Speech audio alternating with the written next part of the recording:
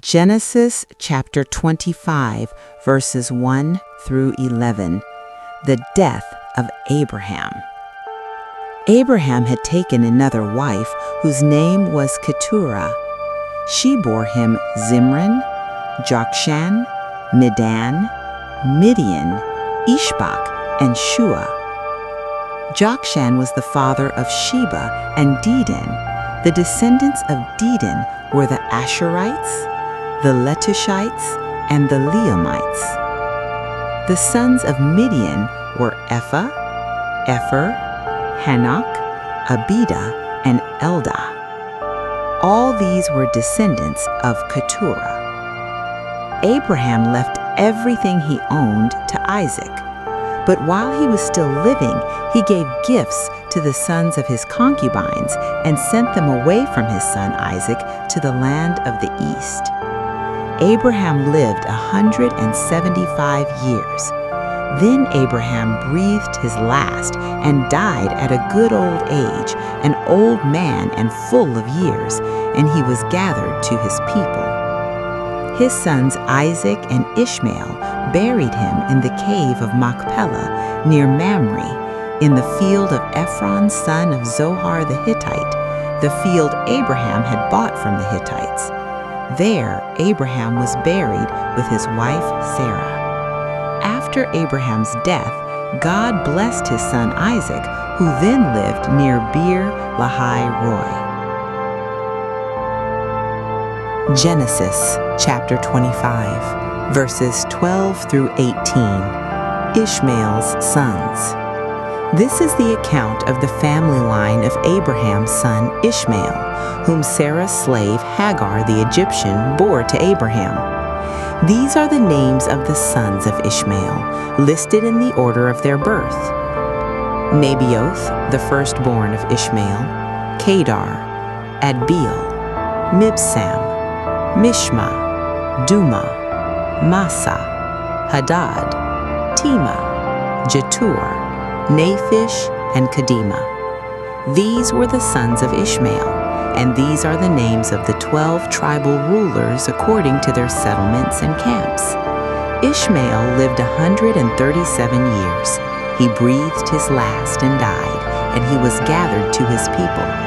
His descendants settled in the area from Havilah to Shur, near the eastern border of Egypt, as you go toward Ashur. And they lived in hostility toward all the tribes related to them. Genesis chapter 25, verses 19 through 34. Jacob and Esau. This is the account of the family line of Abraham's son Isaac. Abraham became the father of Isaac, and Isaac was 40 years old when he married Rebekah, daughter of Bethuel the Aramean from Paddan Aram, and sister of Laban the Aramean. Isaac prayed to the Lord on behalf of his wife because she was childless. The Lord answered his prayer, and his wife Rebekah became pregnant. The babies jostled each other within her, and she said, "Why is this happening to me?" So she went to inquire of the Lord. The Lord said to her, "Two nations are in your womb, and two peoples from within you will be separated. One people will be stronger than the other, and the older will serve the younger." When the time came for her to give birth, there were twin boys in her womb. The first to come out was red, and his whole body was like a hairy garment, so they named him Esau. After this, his brother came out with his hand grasping Esau's heel, so he was named Jacob. Isaac was 60 years old when Rebekah gave birth to them. The boys grew up, and Esau became a skillful hunter, a man of the open country, while Jacob was content to stay at home among the tents. Isaac, who had a taste for wild game, loved Esau, but Rebekah loved Jacob. Once, when Jacob was cooking some stew, Esau came in from the open country, famished.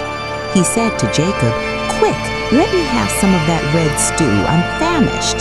That is why he was also called Edom. Jacob replied, "First sell me your birthright." "Look, I'm about to die," Esau said. "What good is the birthright to me?" But Jacob said, "Swear to me first." So he swore an oath to him, selling his birthright to Jacob. Then Jacob gave Esau some bread and some lentil stew. He ate and drank, and then got up and left. So Esau despised his birthright.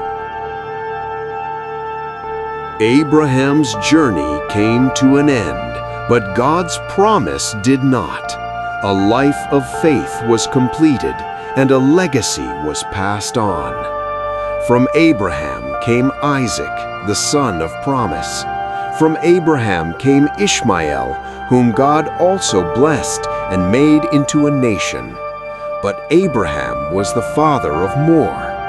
Through Keturah came other sons, men whose names are often forgotten, yet whose lives still carried the breath of God's purpose.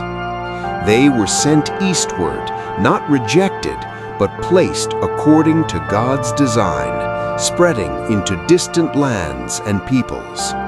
From Isaac came two sons, Jacob and Esau, born into destiny, yet shaped by choice. One clung to the moment, the other carried the covenant forward. Nations rose, paths divided, promises endured. This was not merely a family story. This was the unfolding of God's will, working through generations, through obedience and failure, through blessing and consequence. Every word God spoke remained true. And the God who called Abraham, who ordered his household, and who shaped the nations, is still at work today.